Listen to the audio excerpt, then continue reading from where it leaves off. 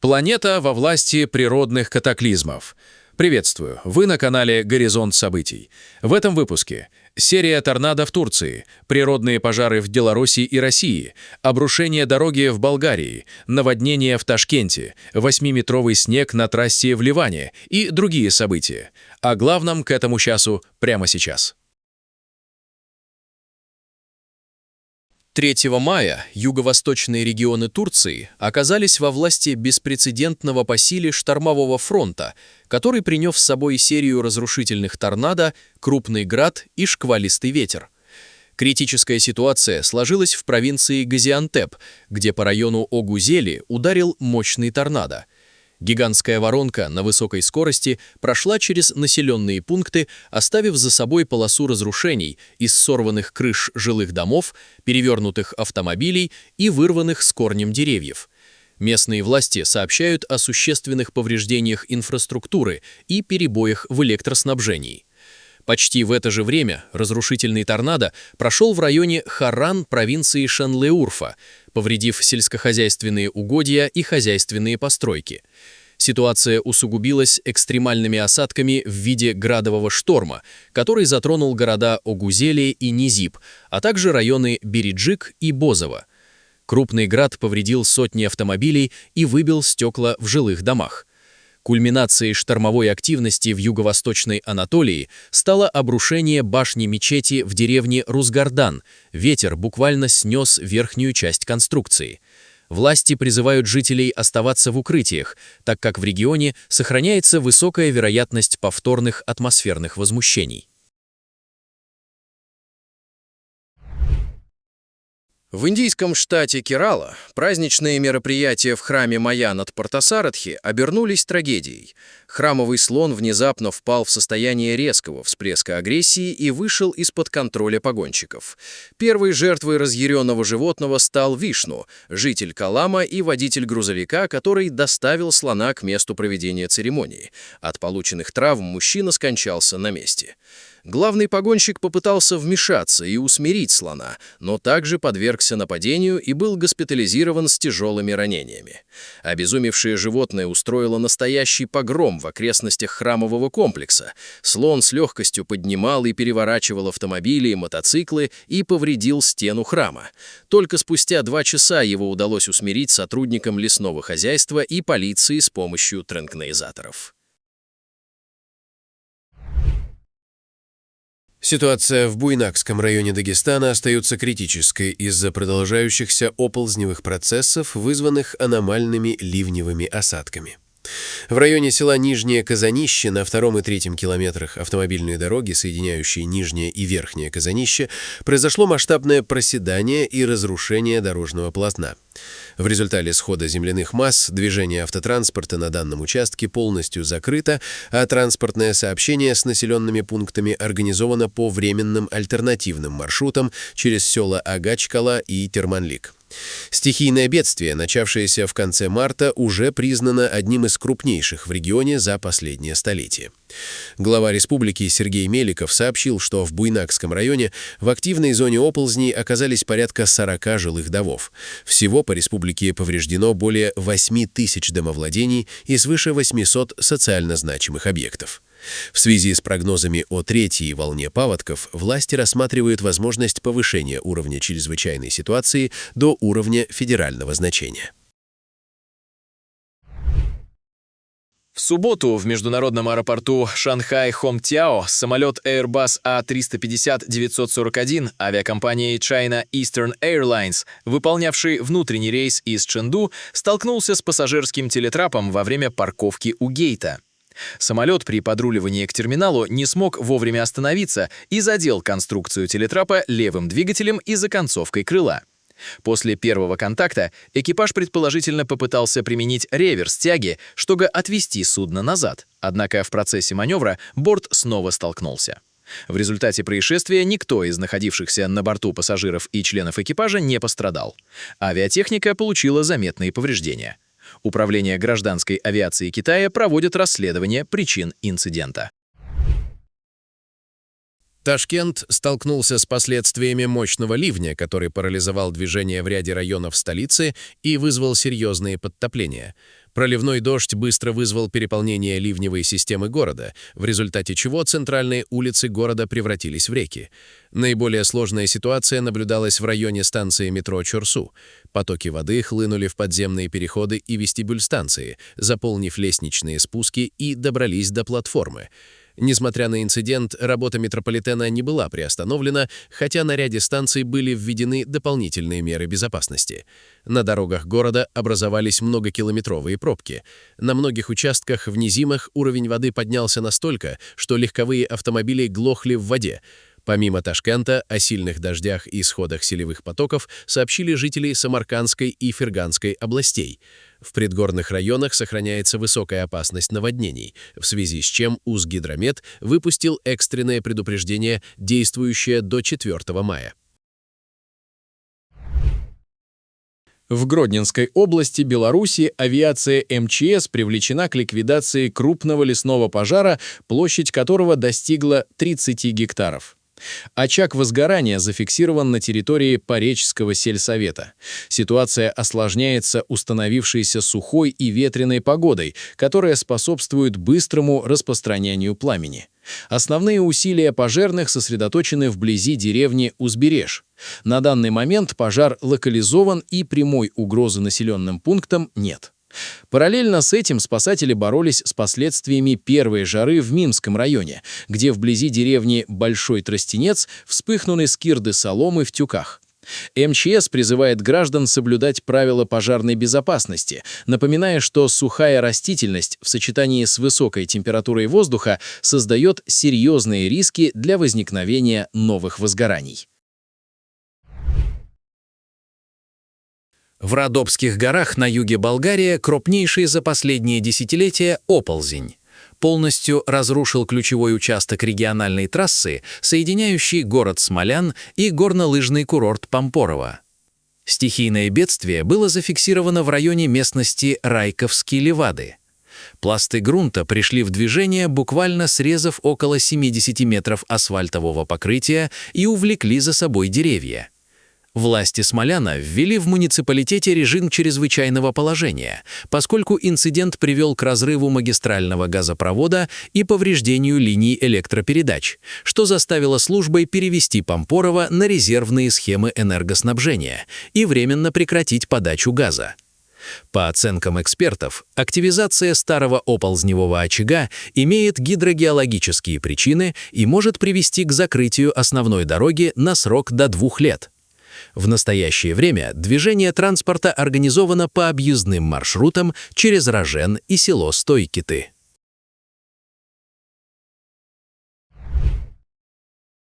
В высокогорном районе Северного Ливана дорожные службы продолжают расчистку стратегически важной трассы Айната-Аль-Арз, связывающей регион с долиней Быкаа. Участок дороги, проходящий через перевал в Горном Ливане, оказался заблокирован снежными массами, высота которых в отдельных местах достигла 8 метров, что превратило путь в узкий коридор между отвесными ледяными стенами. Несмотря на календарное наступление мая, аномальные накопления снега, зафиксированные еще в начале года в результате серии зимних штормов, не успели растаять из-за низких температур на больших высотах. Чтобы восстановить транспортное сообщение, которое традиционно прерывается в этом районе на весь зимний-весенний период, задействованы бульдозеры. В Шигарском районе Томской области завершены работы по ликвидации последствий масштабного природного пожара, который перекинулся на жилой сектор села Новоильинка. Возгорание началось 2 мая с сухой травы, после чего из-за сильного ветра огонь быстро распространился на населенный пункт. Огнем было уничтожено 16 строений, среди которых 11 жилых домов. Открытое горение удалось ликвидировать лишь к утру 3 мая. В селе Новоильинка проживает чуть более 200 человек, и сейчас местные власти решают вопросы по размещению семей, потерявших кров. Причину возникновения пожара предстоит установить дознавателям, однако предварительной версией остается неосторожное обращение с огнем при пале травы. На Дальнем Востоке с установлением теплой погоды и отсутствием снежного покрова стартовал сезон природных пожаров. Наиболее напряженная обстановка сложилась в Приморском и Хабаровском краях. В Приморье основное внимание оперативных служб приковано к Хасанскому муниципальному округу. Здесь всего в 4 километрах от села Рязановка был зафиксирован крупный ландшафтный пожар. Огонь вплотную подошел к региональной автомобильной трассе. Власти региона подчеркивают, что прямой угрозы жилым постройкам и Государственному лесному фонду на данный момент нет. Под Хабаровском фиксируются множественные лесные палы вблизи населенных пунктов из-за неосторожности местных жителей, выезжающих на отдых, охоту или рыбалку. Всего по Дальневосточному федеральному округу с начала года выявлено более 170 лесных пожаров, а общая площадь, пройденная огнем, превысила 135 тысяч гектаров.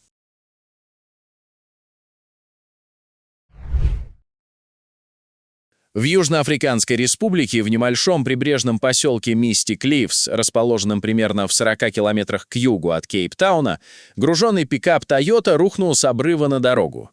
У автомобиля на опасном участке пути отказали тормоза. Машина пробила каменное ограждение и упала с высоты нескольких метров на проезжую часть внизу. Удивительно, но водитель самостоятельно выбрался из искореженного автомобиля всего через секунду после падения, не получив серьезных травм. Двое его коллег, находившихся в кузове в начале поездки, успели выпрыгнуть из машины за мгновение до того, как она сорвалась с обрыва. Водитель выглядел потрясенным. На записях камер видеонаблюдения видно, как он с досадой осматривает обломки и хватается за голову.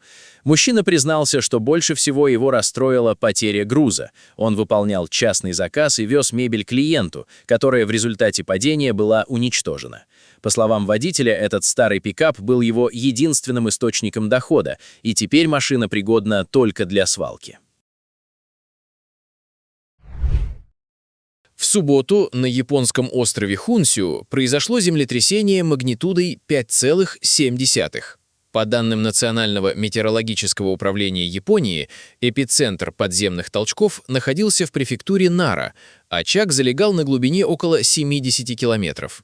Интенсивность толчков в ряде районов префектур Нара, Мия и Вакаяма достигла 4 баллов по японской 7-бальной шкале. Отголоски землетрясения отчетливо ощущались в крупных мегаполисах, таких как Осака, Киото и Нагоя, где жители верхних этажей зданий сообщали о заметном раскачивании мебели. Несмотря на ощутимую силу колебаний земной коры, главное метеорологическое агентство страны подтвердило отсутствие угрозы цунами. На данный момент информация о пострадавших, серьезных разрушениях или сбоях в работе критической инфраструктуры, включая атомные электростанции, не поступала. Местные власти призывают население сохранять бдительность в связи с возможностью возникновения афтершоков в ближайшие дни. Сезон восхождений на Эверест 2026 года столкнулся с серьезными вызовами на самом опасном участке южного маршрута – Ледопави-Кхумбу. После почти 3-недельной задержки движение альпинистов через этот ледяной лабиринт возобновилось, однако ситуация остается напряженной. Ледопад Кхумбу, расположенный на высоте около 5486 метров в верхней части одноименного ледника, представляет собой гигантский поток льда, который движется со скоростью до 1 метра в день, создавая глубокие трещины и возвышающиеся сираки. В этом сезоне прокладка маршрута была остановлена из-за обнаружения массивного неустойчивого сирака размером с многоэтажное здание, нависшего прямо над тропой к первому высотному лагерю.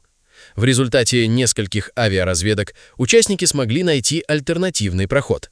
Несмотря на установку новых лестниц и перил, риск внезапных обрушений сохраняется, а таяние ледника, ускоренное климатическими изменениями, делает структуру Кхумбу еще более непредсказуемой.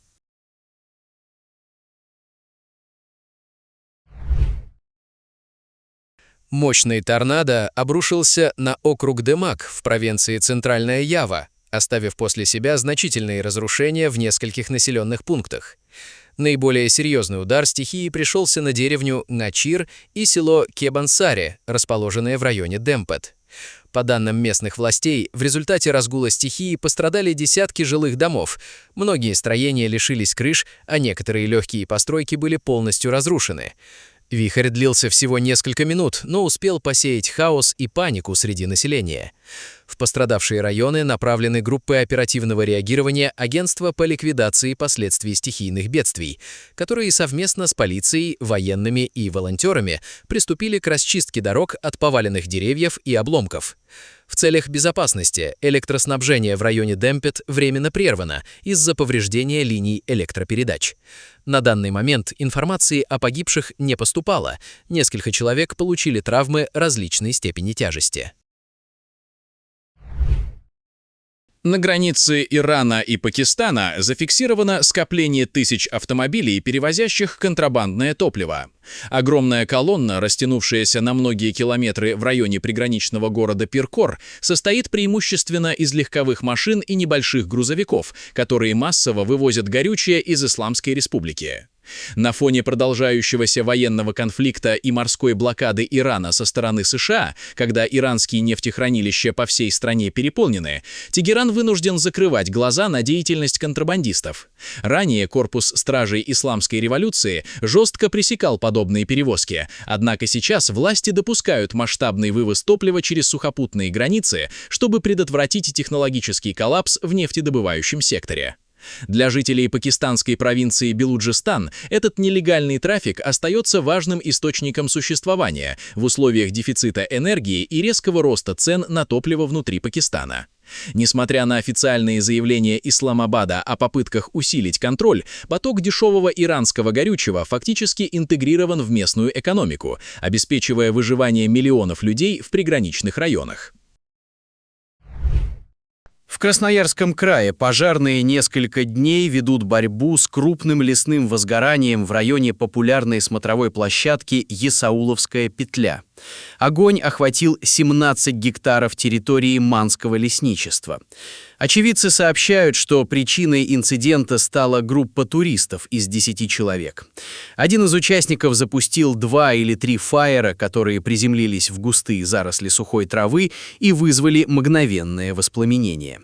Виновники происшествия скрылись с места событий сразу после начала пожара, однако правоохранительным органам уже удалось установить личность поджигателя. Им оказался туристический гид, который, по некоторым данным, пытался таким образом произвести впечатление на спутниц.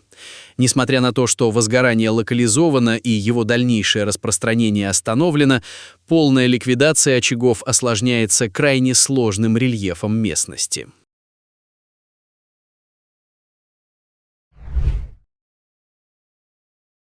В пятницу жители округа Багор в провинции Западная Ява стали свидетелями редкого атмосферного явления иризации облаков, которое окрасило небо над населенными пунктами Джонгол, Сентул и Чилеунгси в яркие радужные цвета.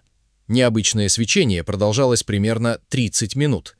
Метеорологи поспешили успокоить общественность, пояснив, что данное явление носит чисто оптический характер и не является предвестником природных катаклизмов.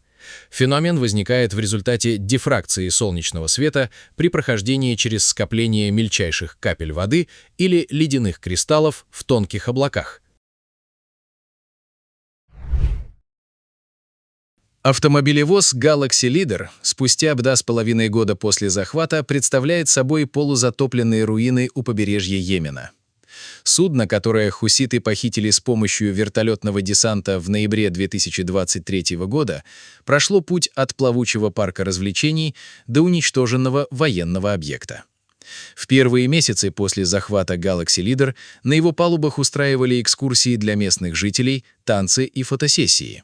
Однако судьба корабля резко изменилась в июле 2025 года, когда армия обороны Израиля нанесла серию массированных авиаударов по портам Худейда, Рас-Иса и Салиф. В результате ударов Galaxy Leader получил критические повреждения и частично затонул на своей стоянке. Экипаж из 25 человек, состоявший из граждан Украины, Болгарии, Филиппин, Мексики и Румынии, был освобожден еще в январе 2025 года по посредничеству Омана и в рамках временных договоренностей по Газе. Друзья, на этом наш выпуск завершен. Будем рады видеть вас снова. Подписывайтесь и до встречи завтра в новом выпуске.